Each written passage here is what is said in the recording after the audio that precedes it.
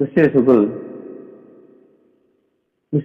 மிகவும் அன்பளிக்கப்பட்ட சகோதர சகோதரிகளே, உங்கள் யாவருக்கும் நம் பிதாவாகிய யாவே கடவுள் மூலமாகவும் அவருடைய ஒரே பேரான குமாரரும் நம்முடைய அருமை ரசிகருமா இருக்கிற கிறிஸ்தியஸ் மூலமாகவும் எங்கள் அன்பின் வார்த்தையை தெரிவித்துக் கொள்கிறோம். பிதாவாகிய யாவையின் பெருத்தான கிருபையினால் இன்றைய நாள் கூட நாம் தியானிக்க எடுத்துக் கொள்ளப்பட்ட வேத பகுதி என்னன்னு பார்த்தோம்னா, அடிமைத்தனம் சுயாதீனம் என்ற தலைப்பின் கீழே தான் தியானிக்க போறோம். அடிமைத்தனமும் சுயாதீனமும் இந்த தலைப்பின் கீழே தியானிக்கிறோம். அப்போ அடிமைத்தனம் நீங்க கொஞ்சம் பேசணும். பொதுவாகவே இதெல்லாம் நம்ம வாழ்க்கையில இந்த கிறிஸ்து ஜீவிதத்துக்குள்ள அதிகமா கேட்ட ஒரு விஷயங்கள் தான் நம்ம இன்னைக்கு பாக்குறோம். தொடர்ந்து அதை தான் பார்த்துட்டு வரோம். இப்போ வேதமும் நம்மளுடைய புரிதமை எப்படி இருக்குன்னு ஒவ்வொரு வாரமும் நம்ம என்னன்னா நம்ம புரிந்து கொண்ட விஷயங்கள் எந்த அளவுக்கு உண்மையா இருந்திருக்குன்றதும் நம்ம தெரிஞ்சுப்போம். சரிங்க. அப்போ இந்த அடிமைத்தனம் சுயாதீனம் அப்படின்னா என்ன? அடிமைத்தனம்னா என்ன? சுயாதீனம்னா என்ன? நம்ம புரிஞ்சுக்கிட்ட விஷயம் சொல்லலாம், இல்ல நம்ம ஆல்ரெடி கேட்ட விஷயங்களை நம்ம சொல்லலாம், இல்ல இதை குறிச்சு கேள்விப்படவே இல்லைனாலும் சொல்லலாம், இல்ல நான் இதை குறிச்சு கேள்விப்படல அப்படின்னு சொல்லலாம். அடிமைத்தனம்னா என்ன?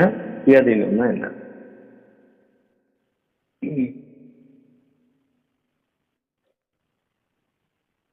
கேள்விப்பட்டியா?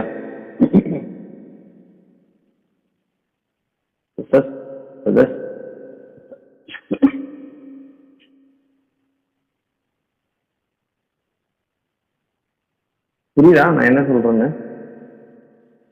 அடிமைத்தனம்னா மோசை மூலம் கொடுக்கப்பட்ட நியாயப்பிரமாணங்கள், சுயாதனம் கிறிஸ்து மூலம் நமக்கு உண்டாகும். சரி, மற்றவங்க அமைதியா இருந்தாலும் அதுதான் நம்ம கேட்டிருந்த விஷயங்கள்.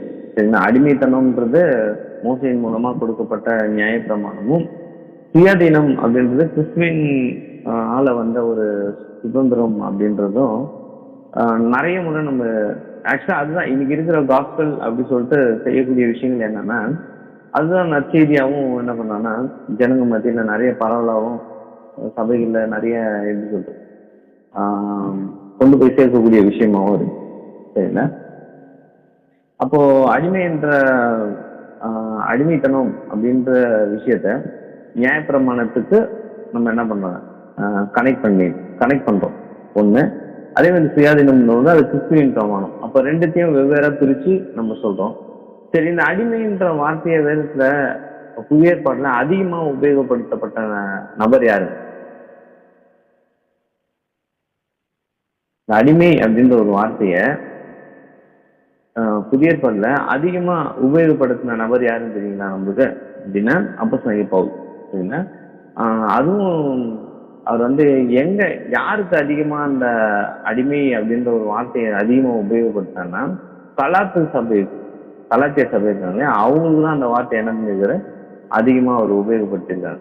ஏன் அப்படின்னா ஏன் பவுல் அந்த இடத்துக்கு அந்த சபைக்கு ஏன் பொதுவாகவே பவுலுடைய அந்த ரைட்டிங்ஸ் எல்லாம் எடுத்து பார்த்தீங்க அப்படின்னா, அந்த அவர் எந்த சபைக்கு ஒரு கடிதத்தை எழுதினாலும் அது என்ன எப்படி எழுதுவாருன்னா, முதல்ல அந்த சபையை விசாரிப்பார், ஒரு நலன் விசாரிப்பார். கலாத்து சபைக்கு நீங்க எப்படி, உங்களுடைய நலன் எப்படி இருக்கு, பவுலாகிறான் வாழ்த்து சொல்லுகிறேன் அப்படி சொல்லி ஒரு நல்ல தொடக்கமா இருக்கும். அப்புறமா அங்க இருக்கக்கூடிய விஷயங்கள், அவர் கேள்விப்பட்ட விஷயங்கள், அங்க என்ன இஷ்யூ நடந்ததோ, என்ன ப்ராப்ளம் நடந்ததோ அதை விட்டுறவே மாட்டாங்க. கரெக்டா அதை எழுதுவாரு. இந்த மாதிரி நான் உங்களை குறிச்சு கேள்விப்பட்டேன், நீங்க ஏன் இப்படி பண்றீங்க அப்படின்னு சொல்லுவார். சரிங்களா? அப்ப அந்த விசாரிப்போட தொடங்குவாரு. பின்னர் அங்க இருக்கக்கூடிய பிரச்சனைகளை குறித்து பேசுவார். ஏன்னா அப்படி ஒரு பவுல் பேசின ஒரு விஷயம்னா, நீங்க கலாத்து சபைக்கு சொல்லும் போது அடிமைத்தனத்தின் முகம் அப்படின்னு சொல்லி ஒரு வார்த்தையை உபயோகிச்சிருக்காரு. தொடர்ந்து நீங்க அடிமைத்தனத்துல இருக்கீங்க, அடிமையா இருக்கீங்க அப்படின்ற விஷயங்களை அவர் என்ன பண்ணுவார், ரிப்பீட் பண்ணிட்டே இருப்பார். அப்படி ஒரு வசனத்தை நம்ம படிச்சுக்கலாம் பாருங்க. கலாத்தியர் 5:1 படிங்க சார். ஆனபடியினாலே நீங்கள் மறுபடியும் அடிமைத்தனத்தின் நுகத்துக்கு உட்படாமல் கிறிஸ்து நமக்கு உண்டாக்கின சுயாதீன நிலைமையிலே நிலை கொண்டிருங்கள்.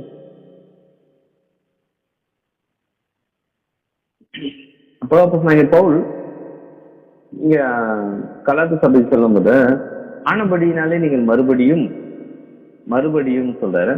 அப்ப ஆல்ரெடி நீங்க பண்ணிட்டு இருந்த ஒரு விஷயம் மறுபடியும் அடிமைத்தனத்தின் நுகத்துக்கு உட்படாமல், சரிங்களா? மறுபடியும் அப்படின்னா ரிப்பீட் ஆயிட்டு இருக்காது. அந்த அடிமைத்தனத்தின் நுகத்துக்கு அவங்க என்ன பண்றாங்க? நுகம்னா என்ன தெரியும் மாஸ்டர்? நுகம்னா என்ன புரியுதா தமிழ்ல? அது தெரியும். தமிழையே டிரான்ஸ்லேஷன் பண்ற அளவுக்கு நம்ம நீங்க என்ன சில வார்த்தைகள் இருக்கு இல்லையா? நுகம்னா என்ன?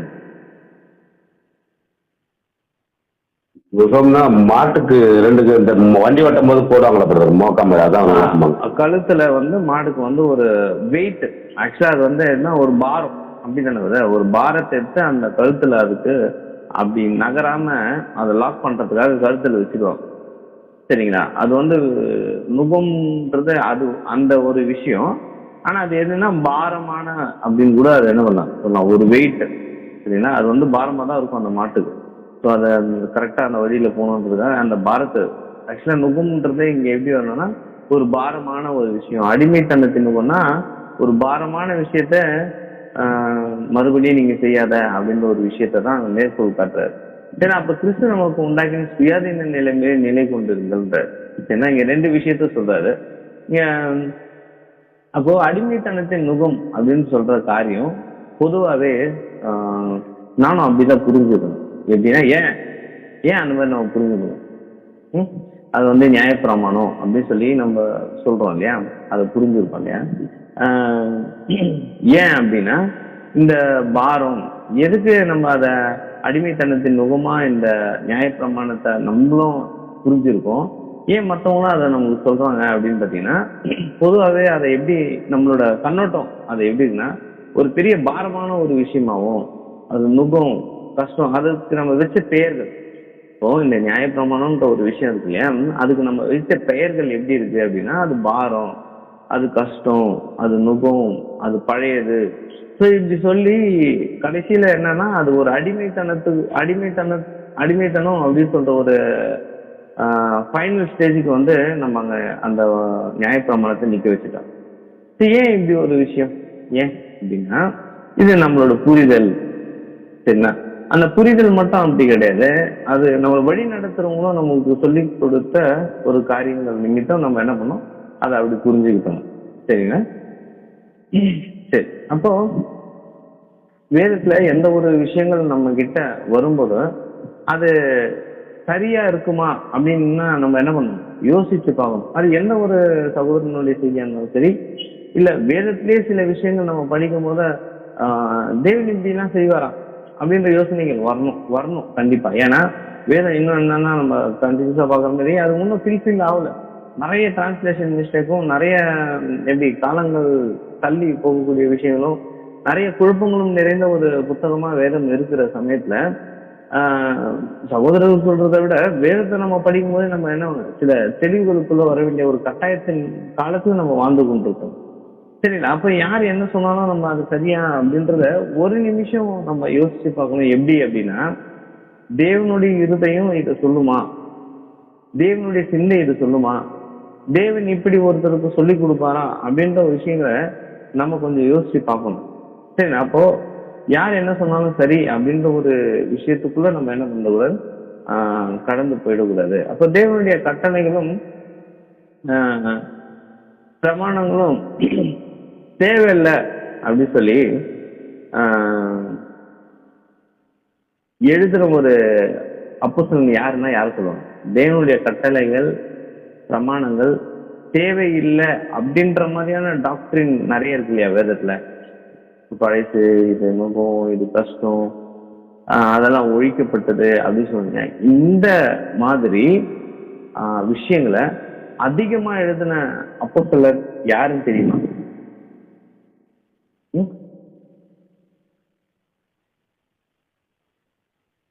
சரி, யாரை நம்ம அப்படி புரிஞ்சிருக்கோம் அப்படின்னா அதுவும் நம்ம அப்போஸ்தலனாகிய பவுலை தான் சொல்லுவோம். ஏன்னா நிறைய அப்போஸ்தலனாகிய பவுலினுடைய வார்த்தையில தான் நிறைய நம்ம என்ன சொல்லிட்டோம்னா மாற்றி யோசிக்க ஆரம்பிச்சிட்டோம் அப்படின்ற ஒரு விஷயமும் கடந்த பாடத்துலயும் நம்ம ஒரு விஷயத்த பார்த்தோம்.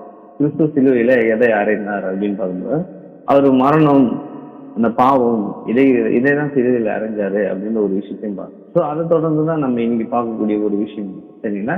அப்போ அவர் இந்த விஷயத்தை யாருக்கு எழுதுறாரு, எதுக்காக எழுதுறாரு அப்படின்னு என்னைக்குன்னா நம்ம யோசிச்சிருக்கோமா? அவரு நம்மளுக்காக இதை சொல்றாருன்னு நம்ம யோசிச்சிருக்கோம் இல்லையா? அன்னைக்கு அந்த காலகட்டத்துல பவுலினுடைய அந்த கடிதம் யாருக்கு இருந்தது அப்படின்றதுன்னா கலாத்து சபைக்கு இருந்தது. அந்த கலாத்து சபைக்கு ஏன் இதை எழுதுறாரு அப்படின்னு பாத்தீங்கன்னா, அந்த கலாத்து சபையில ஒரு பலதரப்பட்ட ஒரு குழு இருக்கு. ஒரே சிந்தை உள்ள ஒரு சகோதர ஐக்கியமா அங்க என்ன பண்ணாங்க இல்ல. சபை ஒண்ணுதான், ஆனா அதுல குழுக்கள் அதிகம். அதுக்கு சிறந்த உதாரணம் அப்படின்னா நம்ம சபையை கூட எடுத்துக்கலாம். நம்மளது சபை ஒண்ணுதான் இல்லையா? ஆனா யோசனைகள் ஒவ்வொரு சகோதரரும் ஒரே யோசனையில இருக்காங்களா அப்படின்னா இல்ல. ஒருவர் என்ன சொன்னாங்க, சபையின் ஒழுங்குகளை கடைபிடிக்கலாம் அப்படின்னு சில ஒழுங்குமுறைகளோட இருக்கக்கூடியவங்களும், அந்த ஒழுங்குமுறைகள்லாம் ஒரு சம்பிரதாயங்க அது தேவையில்லை அப்படின்ற ஒருத்தனும், உலக சம்பிரதாயங்கள் தேவையில்லை அப்படின்னு சொல்லி ஒரு குழுவும், உலக சம்பிரதாயங்கள்ல நம்ம கை கொள்ளலாம் அப்படின்ற ஒரு குழுவும். ஸோ இந்த மாதிரியா இங்க இருக்கிற மாதிரியே அன்னைக்கும் கலாத்து சபையில என்ன ஆச்சுங்க, இந்த மாதிரியான குழப்பங்கள் இருந்தது. சரிங்களா? அப்போ நன்மையான காரியங்களை விலகி நிற்கணும்னு ஒரு குழுவும், தீமையான காரியங்கள்ல இருந்து விலகி நிற்கணும், தீமையை செய்யணும் அப்படின்ற ஒரு குழுவும், அதை ஆதரிக்கிற குழுவும் இருந்தது. ஸோ இது ரெண்டுத்துக்கும் கலந்து இருக்கிற குழுவும் கூட அங்க என்ன இருந்தது அப்படின்னு பார்க்கணும். சரிங்களா? அப்போ என்ன சொல்றது, இது என்னன்னா அங்க நம்ம இதை எப்படி புரிஞ்சுக்கிட்டோம் அப்படின்னா, ஒண்ணு பழைய பிரமாணம், இன்னொன்னு புதிய பிரமாணம் அப்படி சொல்லி. சரிங்களா? சரி, அதுக்கு சிறந்த ஒரு உதாரணம் சொல்றேன். எப்படி அந்த புரிதல் எப்படி அங்க தவறாச்சு அப்படின்னு பார்த்தோன்னா, விபச்சாரம் செய்யறது எந்த பிரமாணத்துல வரணும்? விபச்சாரம் செய்யறது எந்த பிரமாணத்துல வரும்? பழையதா புதிதா? சரி, நான் சொல்லிடுறேன். பழையசு அப்படின்னு. சரிங்களா? புதியது அப்படின்னா இச்சையோட பார்த்தாலே புதியது சொல்லுவோம். கரெக்டுங்களா? அப்படிதானே? சரி, அப்போ இச்சையோட எப்படி சொல்றது, இச்சையோட பார்த்தாலே விபச்சாரம் செய்தாற்று அப்படின்னு கிறிஸ்து சொன்னார்ல, அதை எந்த இடத்துல இருந்து எடுத்து சொன்னாரு தெரியுமா? எதை மைண்ட்ல வச்சு அந்த வார்த்தையை எங்க இருந்து எடுத்தாரு தெரியுமா? கிறிஸ்து இச்சையோட ஒரு ஸ்திரீயை பார்த்தாலே விபச்சாரம் செய்தாயிற்றுன்னு சொல்றாரு இல்லையா? அதுக்கு ஒரு ஆர்ஜின் பாயிண்ட் இருக்கும் இல்லையா? அது எங்க இருந்து எடுத்தாரு? அந்த மாதிரி ஒரு வார்த்தை இல்லையா? இந்த அப்பதான் ஃப்ரெஷ்ஷா ஸ்டார்ட் ஆகுதா? அப்படின்னா இச்சையாது இருப்ப பிறனுக்குள்ள யாது ஒன்றையும் இச்சையாது இருப்ப வெறும் ஸ்திரீயின் மட்டும் கிடையாது, என்ன ஒரு அதர் திங்ஸ், மற்ற ஒரு பொருட்கள் மற்றவர்களுடைய எதுவா இருந்தாலும் சரி, அதை இச்சையோட பார்த்தாலே அதுவே பாவம் தான். அதை இச்சிக்கணும், அதை எடுத்துக்கணும் அப்படின்னு நினைக்கிறோம் இல்லையா? அதுவே பாவம் தான் அப்படின்ற ஒரு விஷயம் தேவன் ஆல்ரெடி கொடுத்த ஒரு காரியத்துல இருந்து அவர் என்ன பண்றாரு, எடுத்து அவங்க சொல்லக்கூடிய ஒரு விஷயம் இருக்கும். அப்போ நம்மளுடைய புரிதல்கள் தேவனுடைய கட்டளையும் பிரமாணங்களையும் என்ன ஆயிடுச்சுங்க, நம்மளே சில எப்படி சொல்றோம் மாற்ற மாதிரியான காரியங்கள் நடக்குது இல்லையா? அதே மாதிரியான விஷயம் தான் அந்த கலாத்து சபையில அன்னைக்கு என்னங்க இந்த ஒரு சுச்சுவேஷன் தான் நடந்துட்டு இருக்கு. சரிங்களா? அப்ப இந்த கலாத்து சபையில பவுல் இங்க 2 விதமான குழுக்களை பாக்குறாரு. ஒண்ணு எப்படி அதை 2ஆ பிரிச்சிடலாம் அப்படின்னு பாத்தீங்கன்னா, ஒண்ணு புறஜாதி கிறிஸ்தவர்கள், புறஜாதியில இருந்து கிறிஸ்துவை ஏற்றுக்கொண்டு வந்த ஜனங்கள், இன்னொன்னு யூத கிறிஸ்தவர்கள். சரிங்களா? இந்த 2 குழுக்கள் அங்க இருக்கு. இவங்க 2 பேருக்குள்ளும் 2 விதமான குழப்பங்கள் இருந்தது. சரிங்களா? அப்போ புறஜாதியார் அவங்களுடைய பழைய பழக்க வழக்கங்கள் சம்பிரதாயங்கள் மூலம் கிறிஸ்தவர்களாகவே இருக்கிறாங்க. புரியுதுங்களா? கிறிஸ்துவை ஏற்றுக்கொண்ட அந்த கலாத்து ஜனங்க, கலாத்தியர் பட்டணத்துல இருக்கிற அந்த புறஜாதியார் என்ன பண்றாங்க அப்படின்னு பாத்தீங்கன்னா, அவங்க ஆல்ரெடி ஒரு சம்பிரதாயங்கள்ல இருந்தாங்க இல்லையா, உலக சம்பிரதாயம் உலக கோட்பாடுல இருந்தாங்க இல்லையா, அதோடதான் இன்னும் என்ன பண்ணாங்க, கிறிஸ்துவ தேட முயற்சி செய்யறாங்க, கிறிஸ்துவுக்குள்ள பிரயாணிக்கணும் அப்படின்ற ஒரு நோக்கத்தோட இருக்கிறாங்க. யூத கிறிஸ்தவர்கள் இருக்கிறாங்க பாருங்க, அப்போஸ்தலர்ல இருந்து வந்து அவங்களுடைய ட்ரெயின்ட் ஆகி அப்போஸ்தலர்கள் கூடவே இருந்து சுவிசேஷத்துக்கு பிரகடனம் செய்யப்பட்ட சகோதரர்கள் ஏன் அவங்க அந்த யூத கிறிஸ்தவர்கள் அவங்க ஒரு கருத்தை வச்சிருந்தாங்க. அது என்ன ஒரு முக்கியமான கருத்து வச்சிருந்தாங்க தெரியுமா? என்ன ஒரு கருத்து இருந்தது அவங்க கிட்ட?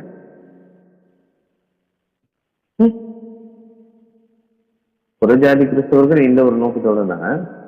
அங்க இருக்கிற அந்த யூத கிறிஸ்தவர்கள் ஒரு முக்கியமான ஒரு குறிக்கோள், இது செஞ்சே ஆகணும் அப்படின்ற ஒரு யோசனையோட இருந்தாங்க. அது என்னங்க, என்ன சொன்னாங்க அப்படின்னா, விருத்த சேதனம் செஞ்சாதான் ரட்சிப்பு. கரெக்டா? அப்படி என்ன சொன்னாங்க? அப்போ இந்த மாதிரி தான், இதுதான் அங்க இருக்கிற சினாரியோ. சரிங்களா? இந்த ரெண்டு பிரச்சனைகளுக்கு தான் அவர் என்னன்னா தலையிட்டு இந்த ஒரு விஷயத்தை எழுத வேண்டிய ஒரு சூழ்நிலைக்கு பவுல் தள்ளப்படுறாரு. சரிங்களா? அப்ப பவுல் இவங்களுக்கு எழுதுறாரு, அடிமைத்தனத்தின் நுகத்துக்கு உட்படாதிருங்கள் அப்படின்னு சொல்றாரு. இந்த ரெண்டு விஷயத்தையும் நாம் பார்க்கலாம். முதல்ல அவர் சொன்னா அந்த அடிமைத்தனத்தின் நுகத்துக்கு உட்படாம இருங்க அப்படின்றது என்ன அப்படின்றத நம்ம என்ன பண்ணணும், புரிஞ்சுக்கணும். அடுத்ததா இவங்க சொல்ற அந்த விருத்த சேதனம் செஞ்சாதான் ரட்சிப்பா அப்படின்ற ஒரு விஷயத்தையும் நம்ம என்ன பண்ணுங்க, பார்த்துக்கணும். சரிங்களா? அப்போ இங்க எதை குறிச்சு அவரு சொல்றாரு? அடிமைத்தனத்தின் நுகம்னு அவரு சொல்றாரு இல்லையா? இது யாருக்கு சொல்றாரு? யூத கிறிஸ்தவருக்கு சொல்றாரா, புறஜாதி கிறிஸ்தவருக்கு சொல்றாரா அப்படின்னா, முதல்ல புறஜாதி கிறிஸ்தவருக்கு அவர் என்ன சொல்றாரு, அடிமைத்தனத்தின் நுகத்துல இருந்து திரும்ப போய் சிக்கி கொள்ளாதீங்க அப்படின்னு சொல்றாரு. அது ஏன் அவங்களுக்கு அதை சொன்னாரு அப்படின்னா, அவங்க இன்னும் அவங்களுடைய பழைய சம்பிரதாயங்கள், அந்த பழைய உலக கோட்பாடுகள், உலகத்துல அவங்க ஆல்ரெடி இருந்து மூழ்கி இருந்த ஒரு விஷயங்கள்ல இருந்து விட்டு வெளியே வாங்க. அததான் அவர் என்ன சொல்றாரு, அடிமைத்தனம். அது உங்களை அடிமைத்தனம்னா எதுக்கு கீழே அடிமையா இருந்தாங்கன்னா, மரணத்துக்கு கீழே அடிமையா இருந்த அந்த உலக சம்பிரதாயங்களை விட்டு நீ வெளியே வா அப்படின்றாரு. என்ன வாசிங்க, கலாத்தியர் 4:3 வாசிங்க சார். அப்படியே நாமும் சிறு பிள்ளைகளாய் இருந்த காலத்தில் இவ்வுலகத்தின் வழிபாடுகளுக்கு அடிமைப்பட்டவர்களாய் இருந்தோம். இங்க இவ்வுலகத்தின் வழிபாடுகளுக்கு அடிமைப்பட்டவங்களா இருந்தும் பவுல் தன்னையே சேர்த்துக்கிறாரு. அப்படின்னா அவர் புறஜாதியாரா இருந்து அவங்க கூட அவங்க செஞ்ச காரியங்களை அவர் செய்யலுங்க, தன்னையும் அவங்களோட ஒருவரா அவர் என்ன பண்றாரு, ஒப்பிட்டு சொல்றாரு. இங்க நாமும் சிறு பிள்ளைகளா இருந்த காலத்தில் இவ்வுலகத்தின் வழிபாடுகளுக்கு, அவர் இங்க சிறு பிள்ளைகளா இருந்த அப்படின்றது அவங்களுடைய சைல்ட்ஹுட், அதை சொல்லலைங்க. கடவுளுக்குள்ள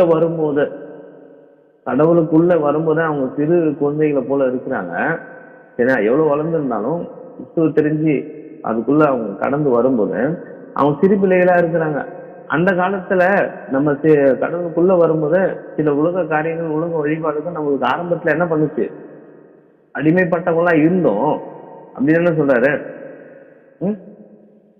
அதுலயே இன்னும் நம்ம என்ன பண்ணக்கூடாதா, இருக்கக்கூடாது. அப்போ இங்க தெளிவா சொல்றாரு, இவ்வுலகத்தின் வழிபாடுகளுக்கு அடிமைகளா இருந்தோம். எப்படி அடிமை அப்படின்ற ஒரு விஷயம் எதுக்கு ஒப்பிட்டு பேசுறாரு பவுல்? பொதுவாகவே அடிமை அப்படின்ற ஒரு விஷயம் வரும்போது அது எதுக்கு ஒப்பிட்டு பவுல் பேசுறாரு?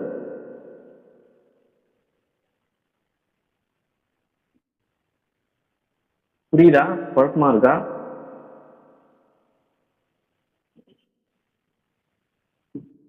அப்படின்னா இந்த உலகத்தின் காரியங்கள் தான் அடிமையா அவர் என்ன பண்றாரு இங்க யோசிச்சு சொல்றாரு. அவருடைய சிந்தை அடிமைன்ற ஒரு விஷயத்த உலகத்தினுடைய கோட்பாடுகளுக்கு யோசிக்குது.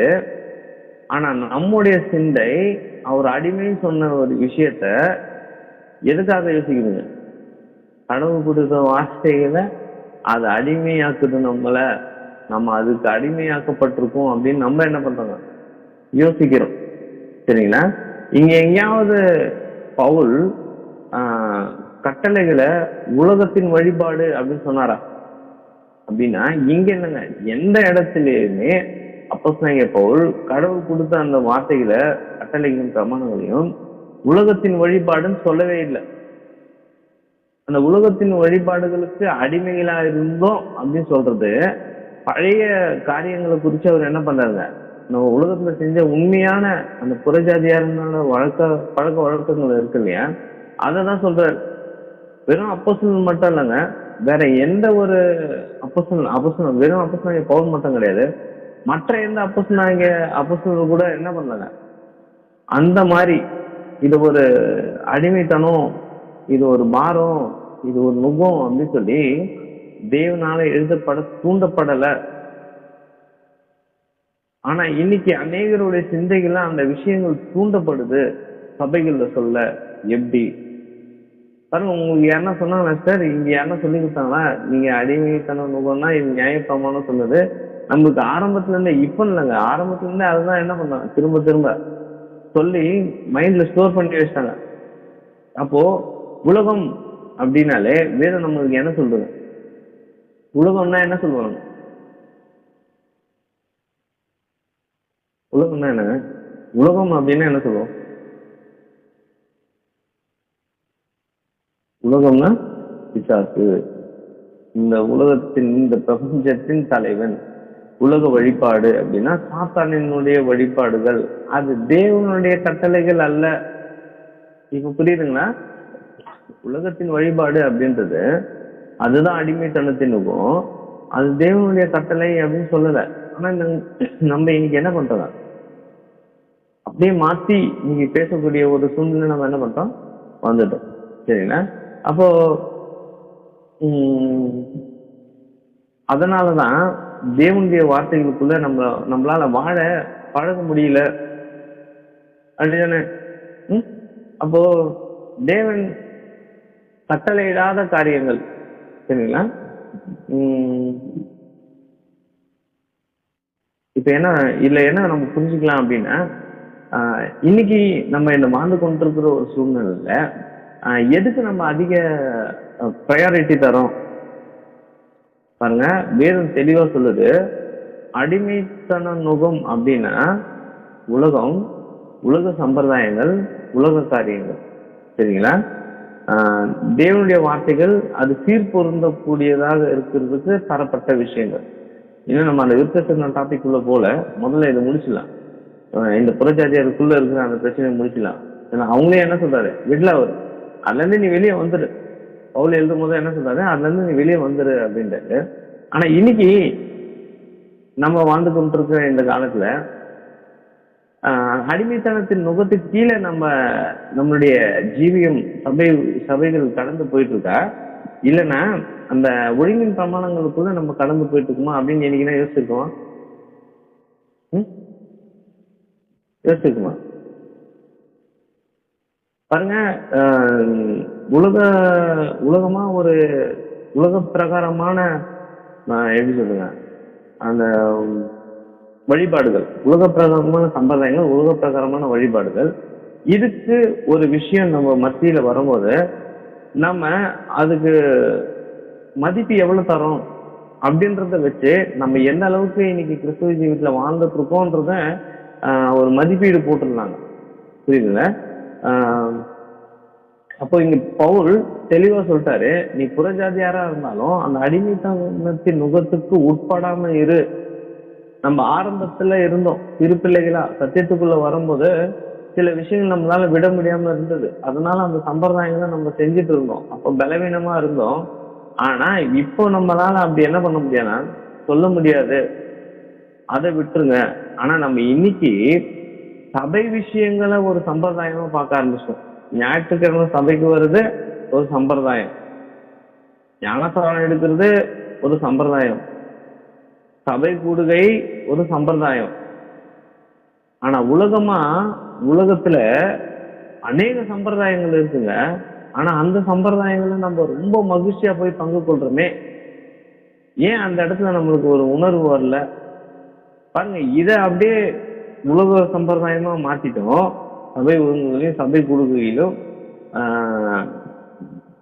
சபையில எப்படி சொல்றது, சில கட்டமைப்புகள் அப்படி இருக்கு இல்லையா, நல்வொழுக்கங்கள் இருக்கு இல்லையா, இது எல்லாமே நம்மளுக்கு ஒரு சம்பிரதாயம், ஒரு கஷ்டமான ஒரு நுகமா நம்ம பாக்குறோம் இல்லையா. அடிமைத்தனம் மாதிரி நம்ம அடிமைப்படுத்துறாங்களோ, நம்ம ஒரு இடத்துல புடிச்சு வச்சு உட்கார வைக்கிறாங்களோ, ஃப்ரீடமா இல்லையோ அப்படின்னு நம்ம யோசிக்கிறோம் இல்லையா. அதே உலகமா ஒரு விஷயம் நடக்கும்போது அதுல நம்மளுக்கு என்ன பண்றாங்க, அந்த விஷயம் தோணலையே. அப்போ நம்மளுடைய மைண்ட் ஃபுல்லா என்ன ஆச்சுன்னா, கடவுளுடைய வார்த்தைகள் அப்படின்னும் போது அது அடிமைத்தனமாவும் நுகமாவும் பாரமாவும் ஒரு பெரிய ஒரு சுமை மாதிரி நம்ம யோசிச்சுட்டு இருக்க இந்த சமயத்துல மற்ற விஷயங்கள் நம்மளுக்கு அந்த மாதிரி தோன்றது இல்லையே. அப்படின்னா நமக்கு எது சௌகரியமா இருக்குமோ அதை நம்ம கையில எடுத்துட்டோங்க. ஆனா பவுல் அந்த ஒரு சிந்தையோட சொல்லவே இல்லை. அப்போ பவுலுடைய யோசனை வேற, நம்மளுடைய யோசனை யோசனை என்னங்க வேற. 4:9 சார் அதுலயே காலத்துல. இப்பொழுதோ நீங்கள் தேவனை அறிந்திருக்க அல்லது தேவனாலே அறியப்பட்டிருக்க பலனற்றதும் வெறுமையானதும் அவ்வழிபாடுகளுக்கு நீங்கள் மறுபடியும் திரும்பி மறுபடியும் அவைகளுக்கு அடிமைப்படும்படி விரும்புகிறது எப்படி? திரும்பவும் இங்க அடிமைப்படும்படி விரும்புகிறது எப்படி? நம்ம எப்பப்பெல்லாம் முதல்ல இங்க நல்லா புரிஞ்சுக்கணும், இங்க எதை அடிமை சொல்றாரு அவரு? அப்போஸ்தலன் பவுல் இங்க அடிமை சொன்னது எதங்க? மோசேயின் பிரமாணத்தையா? அப்படின்னா இல்ல. நம்ம அங்க அப்படி சொருகி வச்சிருக்கோம் அந்த வார்த்தைய. ஆனா பவுல் அங்க முன்னவே தெளிவா 1ல இருந்தே தெளிவா சொல்லிட்டு 1வது இருந்து தெளிவா சொல்லிட்டு வர்றாரு. சரிங்களா? நீங்க இப்பொழுதே நீங்கள் தேவனை அறிந்திருக்க அல்லது தேவனாலே அறியப்பட்டிருக்க பலனற்றதும் எது பலனற்றது எது வெறுமையானது அப்படி இருக்கக்கூடிய அவ்வழிபாடுகள் நீங்கள் மறுபடியும் திரும்பி பாருங்க. இது உண்மையான ஒரு எச்சரிப்பின் சத்தங்க. நிறைய முறை நம்மளுக்கு ஒரு சகோதரர் மேல உண்மையாவே பாருங்களேன், நம்ம உலகத்தின் வழிபாடுகள் ஒரு சில விஷயங்கள் இன்னமும் உலகத்துல சபையார் மத்தியில கூட நடக்குது. ஆனா அதுக்கு நம்மளுடைய சகோதரர்கள் வரணும் சொல்லி ஒரு போஸ்ட் பண்றோம் பாத்தீங்களா, இருக்கா? அதுல அவங்கள திணிக்கணும் அப்படின்னு நினைக்கிறோம் இல்லையா? அதெல்லாம் ஒரு பெரிய விஷயம் இல்லைங்க. ஆனா இங்க தெளிவா சொல்ற வழிபாடுகளுக்கு மறுபடியும் திரும்பி அடிமைப்பட விரும்புறீங்களே, விரும்புகிறதப்படி விரும்பிதான் செய்யறாங்க. ஆக்சுவலா அந்த விருப்பம் நம்மளுக்குள்ள வரக்கூடாது. இப்படிதானே? இன்னைக்கு நம்ம மத்தியில யாருன்னா அந்த மாதிரி எடுத்துட்டு வரும்போது நம்ம அதை விரும்புறோமா? முதல் ஆளா போய் நிற்போம். கரெக்டா? அப்படிதானே? இருக்குமா? ஆனா அதெல்லாம் பலனற்றது. நம்ம என்ன நினைச்சுப்போம், அந்த இடத்துல போயிட்டு நம்ம தேவனுடைய வார்த்தையை நம்ம பேசுறதுனால 4 பேருக்கு சத்தியம் நம்ம சொல்லிடலாங்க அப்படின்னு யோசிக்கிறோம் இல்லையா? அது பலனற்றது, அது வெறுமையானது. அது அந்த வழிபாடுகளுக்கு நானும் பங்குள்ளவனா அங்க ஆயிடுறேன்றதுதான் அவர் என்ன பண்றாரு. அந்த இஷ்யூ தான் அன்னைக்கு என்ன ஆயிடுச்சு, கலப்பு சபையில போயிட்டு இருக்கு. அவர் தேவனுடைய வார்த்தைகளை இங்க என்ன பண்ணாரு, சொல்லவே இல்லை. தேவனுடைய கட்டளைகளும் பிரமாணங்களும் நம்ம என்னன்னோ சொல்றோம் இல்லையா, அது நியாய பிரமாணம், அது மோசையின் கட்டளை அப்படின்றோம் இல்லையா, அந்த விஷயத்த குறிச்சு அவங்க என்னன்னா ஒரு ஒரு துளி கூட அங்க பேசவே இல்லையே. ஏன் நம்மளோட புரிதல் இந்த மாதிரி தவறா போச்சு? அப்போ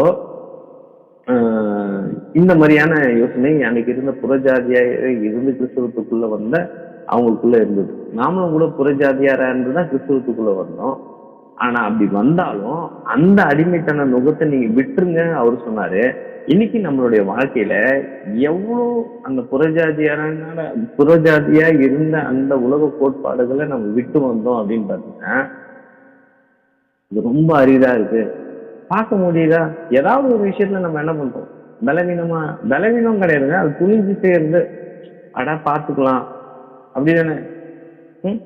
எத்தனை முறை சொன்னாலும் நம்ம அந்த உலகம் மீண்ட ஒரு விஷயம் வரும்போது பாருங்க, இன்னைக்கு என்ன டேங்க, பாத சேவா மத சேவா ஏதாவது ஒரு டே இருக்கும். ஆனா அதுலயே நம்ம ஆளுங்க என்ன பண்ணுவாங்க, பிரியப்படுவாங்க அப்படிதானே?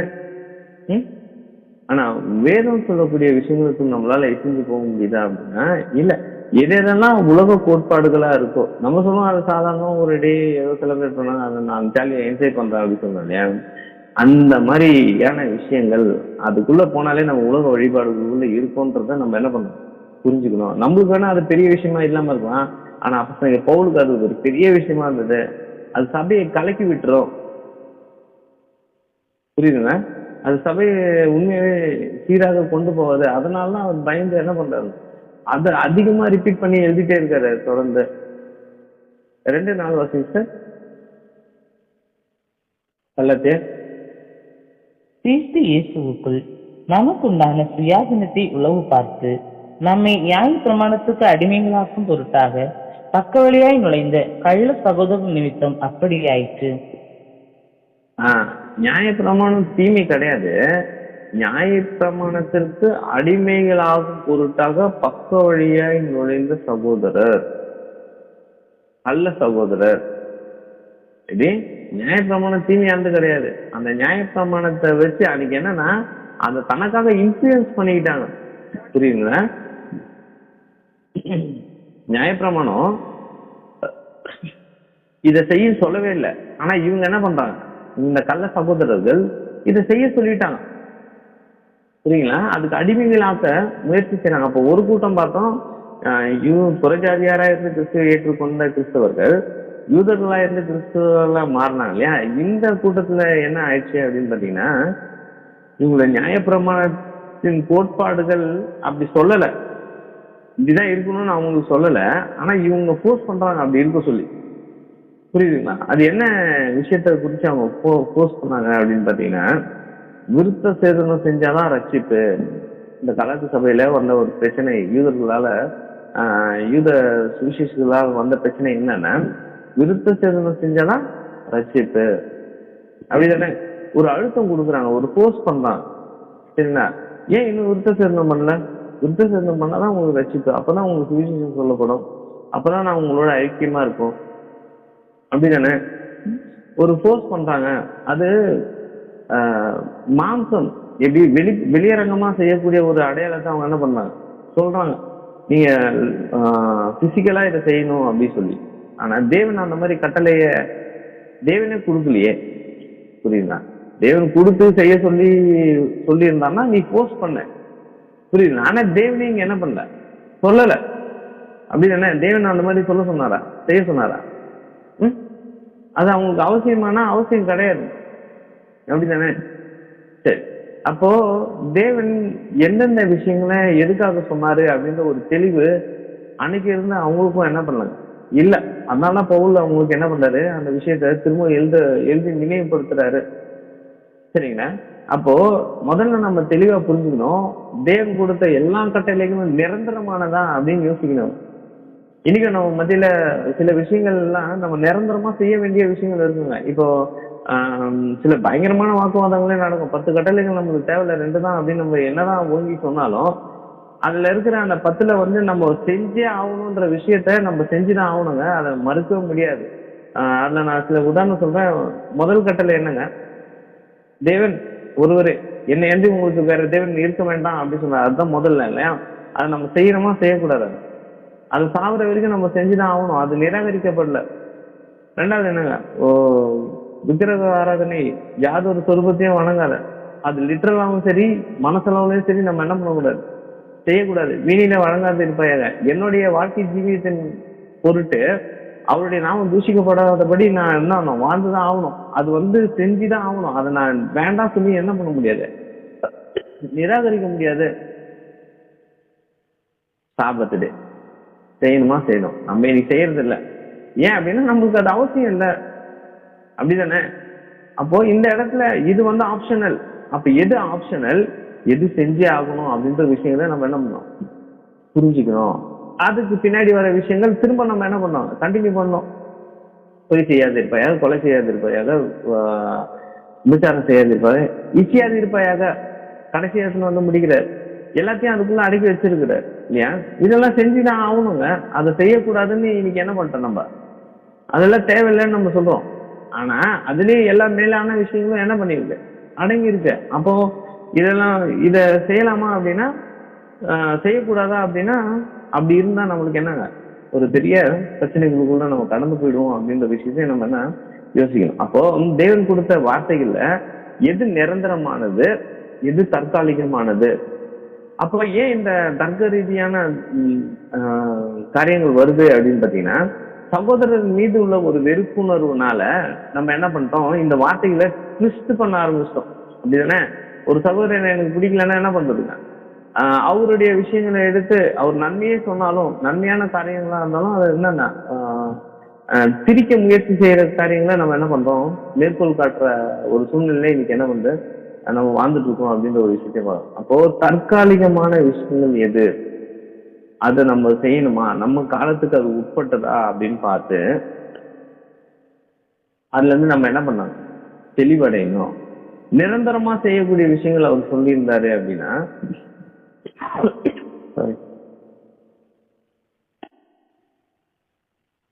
அத எப்பவுமே நம்ம என்ன பண்ணணும், செஞ்சுட்டு தான் இருக்கணும் அப்படின்னு ஒரு விஷயத்த நம்ம என்ன பண்ணணும், புரிஞ்சுக்கணும். அது சாதனை வரைக்கும். அதே மாதிரி புறஜாதியாருக்கு ஒரு சில விஷயங்கள் ஆஹ் ஆஹ் என்ன பண்றது செய்யணும் அப்படின்னு ஒரு விஷயம் கொடுத்துருப்பாரு.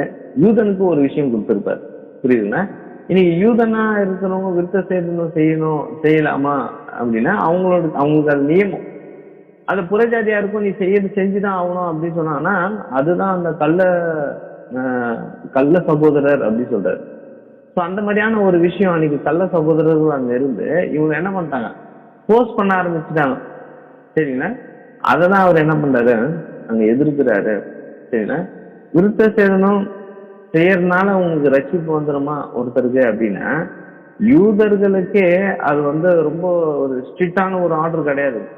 அப்படிதானே? விருத்த சேதனம் செய்யாம இருந்தும் அவங்க பல வருஷம் கடவுளோட தொடர்புல இருந்த ஆட்களும் என்ன பண்ணாங்க, இருக்கிறாங்க. விருத்த சேதனம் செஞ்சாதான் ரட்சிப்பு அப்படின்னு சொல்லி வேதம் எங்கேயுமே சொல்லல. புரியுதுங்களா?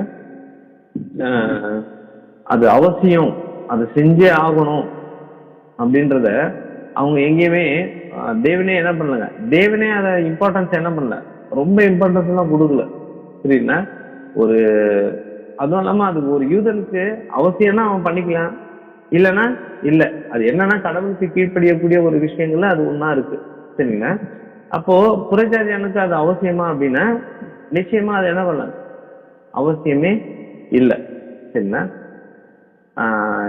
இன்னொரு விஷயம், அதை எப்படி நம்ம ஸ்ட்ராங்கா புரிஞ்சுக்கலாம், விருத்த சேதனம் பண்ணாதான் கடவுள் அவங்களோட ஐக்கியமா இருப்பாரா அப்படின்ற ஒரு விஷயத்த நம்ம இன்னும் ஸ்ட்ராங்கா புரிஞ்சுக்கலாம். விசுவாசத்தின் தகப்பனாகிய ஆபிரகாம் விருத்த சேதனம் செஞ்சதுக்கு அப்புறம் தான் கடவுளோட ஐக்கியப்பட்டாரா அப்படின்னா, விருத்த சேதனம் செய்யறதுக்கு முன்னாடி ஆல்ரெடி அவர் என்ன பண்றாரு, கடவுளோட ஐக்கியப்பட்டுதான் இருக்கிறார். சரிங்களா? இது ஆன்கோயிங் ப்ராசஸ். ஆண்டு வேலை ஒரு விஷயம் இங்க என்ன பண்ற, அவருக்கு கடவுள் ஒரு கட்டளை கொடுக்குறாரு, அவர் என்ன பண்றாரு, அவர் ஃபாலோ பண்றாரு. அப்போ தேவனோட நெருங்கி இருக்கிறதுக்கு விருத்த சேதனம் ஒரு அவசியமா அப்படின்னா ஒரு அவசியம் இல்லை அப்படின்றதையும் அவர் என்ன பண்றாரு, தெளிவாகவே சொல்றாரு. சரிங்களா? அப்போ எதுக்கு எந்த விஷயங்களை அவர் சொல்ல வராரு அப்படின்றத நம்ம தெளிவா புரிஞ்சுக்கணும். அந்த புரிதல் நம்மளுக்குள்ள இனி ஏன் இவ்வளவு குழப்பங்கள் நமக்குள்ள வந்துருச்சு அப்படின்னா, அந்த புரிதல் தவறா இருக்கு. வேதத்தின் மீதான நம்மளுடைய பார்வை தவறான ஒரு பார்வையா இருக்கு. ரோமர் 4:12 வாசிங்க சார்.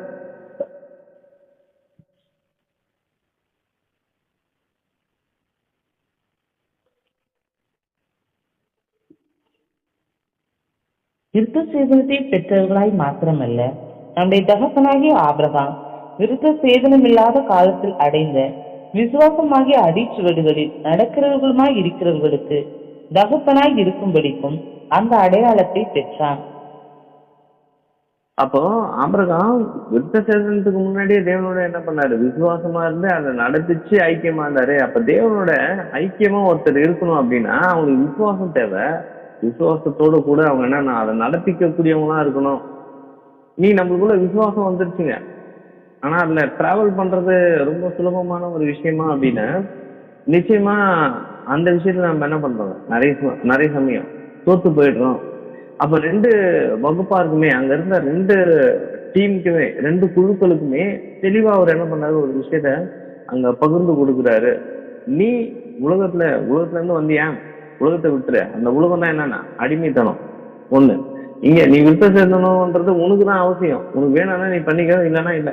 அதுக்கு நான் ஒரு விருத்த சேதனத்துக்கு எதிர்ப்பானவரா அப்படின்னா இல்லை. ஏன்னா அவர் தீத்துக்கா விருத்த சேதனம் அவரே என்ன பண்றாருங்க, பண்ணி வைக்கிறாரு. சரிங்களா? ஸோ இந்த மாதிரியான விஷயங்களை அவர் என்ன பண்றாரு, சரியா ஹேண்டில் பண்ணி கொண்டு போறாரு. எந்த விதத்துலயும் அவர் என்ன பண்ணல, எதையும் ட்விஸ்ட் பண்ணி பிரிச்சு விட்டுருல அப்படின்றத நம்ம கவனிக்கணும். சரிங்களா? அப்போ 2:4 வருஷம் கலைஞர் 2:4.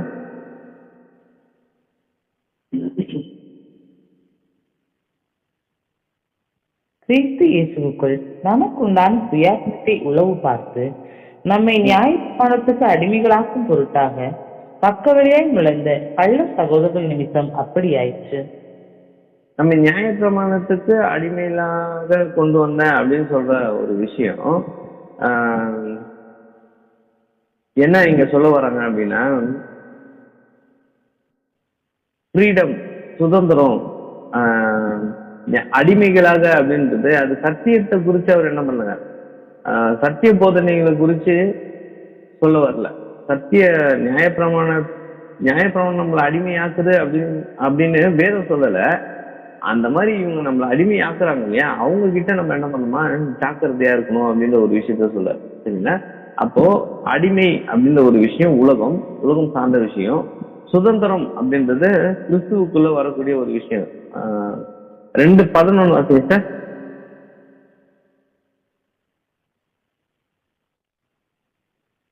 மேலும் பேதுரு அந்தியோகியாவுக்கு வந்தபோது அவன் மேல் குற்றம் சுமந்ததினால் நான் முகமுகமாய் அவனோடு எதிர்த்தேன்.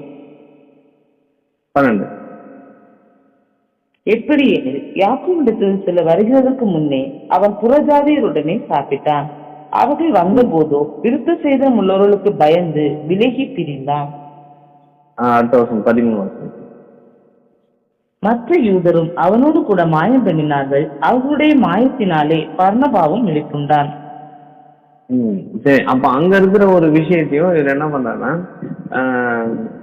விருத்த சேதனத்துக்கு லிங்க் பண்ணி என்ன பண்றாரு, ஒரு விருத்த சேதனம் உள்ளவங்க விருத்த சேதனம் இல்லாதவங்க அப்படின்ற ஒரு கோட்பாடுக்குள்ள இருந்த ஒரு விஷயத்த அங்க என்ன பண்றாரு, கனெக்ட் பண்றாரு. அதுதான் பேதுருவனுடைய அந்த காட்சியிலேயே என்ன சொல்றாருன்னா, நீ அந்த எப்படி சொல்றது, அந்த அன்கோஷியர் எப்படி சொல்றது, பரிசுத்தம் இல்லாத ஒரு விலங்குகளை காண்பித்து நீ இதை போய் புசின்னு சொல்றாரு இல்லையா. ஸோ அது புறஜாதியாரோட அவங்க இணக்கமா இருக்கணுன்றதுக்காக கொடுக்கப்பட்ட ஒரு விஷயத்த தான் அது என்னன்னா ஒப்பிட்டு சொல்லப்பட ஒரு விஷயமா இருக்கு. ஸோ அதை இவங்களுக்கு என்ன பண்றாருங்க, கனெக்ட் பண்ண. இதை நான் அடுத்த லெசன்ல நான் உங்களுக்கு என்ன பண்றேன், இதை இன்னும் தெளிவாக நான் கண்டினியூ பண்றேன். நம்ம இங்க முடிச்சிடலாங்க ஃபர்ஸ்ட். சரிங்களா? 2:13 வாசிங்க சார். இதுல கலாத்தியில மற்ற யூதரும் அவனோடு கூட மாயம் பண்ணினார்கள். அவர்களுடைய மாயத்தினாலே ஆமா பிரதர், அவனோடு கூட அவர்களுடைய மாயத்தினாலே பர்னபாவும் எழுப்புண்டான். சரி, இது நம்ம அவ்வளோதான் அதிகமா போவோம். இது நெக்ஸ்ட் இதுல நான் கண்டினியூ பண்றேன்.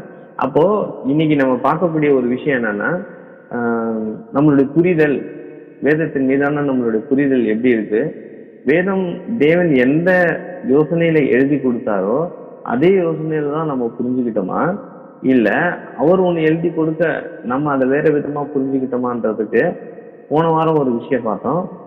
இல்ல நிறைய விஷயங்கள் நம்ம தொடர்ந்து அதை பார்த்துட்டு வரோம். அதுல கடைசியா நம்ம பார்த்தது வந்து கிறிஸ்து சிலுவையில் எதை அறிந்தார் அப்படின்னு சொல்லிட்டு, அதே மாதிரி அடிமைத்தனத்தின் நுகம், சுயாதீனம், இதை நம்ம எப்படி புரிஞ்சிருக்கோம் அப்படின்றதையும் நம்ம இன்னைக்கு என்ன பண்ண தெரிஞ்சுக்கிட்டோம். அப்போ அடிமைத்தனத்தின் நுகம் அப்படின்னா அது தேவனுடைய வார்த்தைகள் கிடையாது, மாறாக அது உலக வழிபாடுகள். சரிங்களா? அப்போ மீண்டுமா இன்னைக்கும் நம்மளுக்கு தேவனால ஒரு எச்சரிப்பின் சத்தம் என்னன்னா, உலக வழிபாடுகளுக்கு நம்ம என்ன பண்ணக்கூடாதுன்னா இருக்கக்கூடாது. அதுதான் பவுல் அங்க என்ன சொல்றா, மறுபடியும் நீங்கள் அப்படின்னா, அது அந்த மறுபடியும் அப்படின்னு வந்தாலே நம்ம இன்னும் உஷாராயிடணும். புரியுதுங்களா? ஆனா நம்மளுடைய ஜீவியத்துல மறுபடியும் அப்படி சொல்லி எழுதுனா நிறைய மறுபடியும் தான் அதிகமா இருக்கும். அப்படிதானே? அதை என்னைக்கு நம்ம மாத்த போறோம்? இப்படி இந்த விஷயத்தை யோசிச்சா, பவுல் எழுதி கொடுத்த இந்த விஷயத்தை இப்படி யோசிச்சா, மறுபடியும் அப்படின்ற ஒரு விஷயம் நம்மளோட வாழ்க்கையில என்ன பண்ணாது, ரிப்பீட் ஆகாது. மாறாக நியாயப்பிரமாணம், பலவீனம், நுகம், கஷ்டம், அடிமைத்தனம் அப்படின்னு நம்மளோட போதனைகளும் நம்மளுடைய வார்த்தைகளும் நம்முடைய செயல்களும் இருந்தது அப்படின்னா, மறுபடியும் நம்ம அந்த இடத்துக்கு அவங்க சொன்னா இல்லையா, அவ்வழிபாடுகளுக்கு கடந்து போவோம்.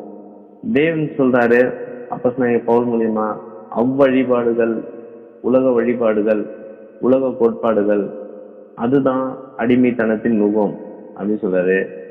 நம்ம அப்படியே திருப்பி தேவனுடைய வார்த்தை தான் அடிமைத்தனத்தின் நுகம் அப்படின்னு நம்ம சொல்லி யோசிச்சு புரிஞ்சு அந்த மாதிரி ஜீவிச்சு கொண்டிருக்கோம். என்னைக்கு நம்மளுடைய சிந்தை மாறுதோ அப்பதான் நம்ம அவரை நெருங்க முடியும். ஒரு சமயம் நம்ம அதே சிந்தையோட இருந்தோம் அப்படின்னா மறுபடியும் தீமைக்குள்ள நம்ம கடந்து போகக்கூடிய ஒருத்தரா இருக்கும். அது வந்து வெளியே நம்மளால என்ன பண்ண முடியாது, வர முடியாது. அப்ப வேதம் எந்த ஒரு விஷயத்தையும் நல்லா யோசிச்சா அவருடைய மனசை புரிஞ்சாலே நம்ம தெளிவா புரிஞ்சுக்கலாங்க. நிச்சயமா தேவன் இப்படி சொல்லுவாராம், அவரு எழுதி கொடுத்த நல் யோசனைகளை அவர் இது மாத்துவாரா அப்படின்றத நம்ம என்ன பண்ணணும், யோசிக்கணும். ஒண்ணு. அதே மாதிரி பிரமாணம் இருக்கு, ஆனா அது எந்த விதத்துல உபயோகப்படுத்தணுமோ அதுக்காக தான் உபயோகப்படுத்தணும். பாருங்க, பிரமாணங்களை கை கொண்ட யூதர்களா இருந்தாங்க, ஆனா என்ன பண்ணிட்டாங்க, அதை வேற விஷயத்துக்கு அவங்க யூஸ் பண்ண ஆரம்பிச்சுட்டாங்க. அதுவும் தவறு தான். விருத்த சேர்ந்தவர்தான் ரட்சிப்பு சொல்லி அவங்க என்ன பண்றது, போர்ஸ் பண்றது. ஸோ அந்த மாதிரி தேவனே சொல்லல, நீ எதுக்கு சொல்ற?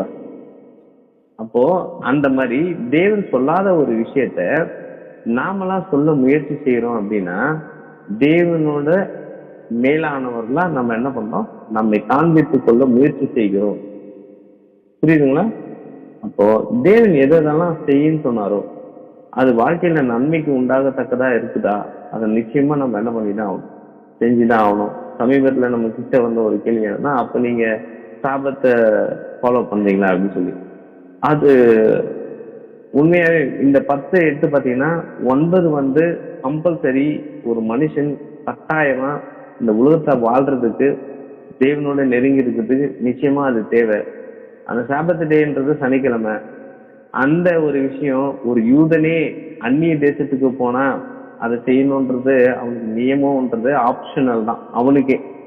புரியுதுங்களா? ஆனா மற்ற 9 அவன் கண்டிப்பா என்ன பண்ணி ஆகணும், செஞ்சுதான் ஆகணும். அதே மாதிரி மற்ற எல்லா விஷயங்களும் நம்ம செஞ்சுதான் ஆகணும். சரிங்களா?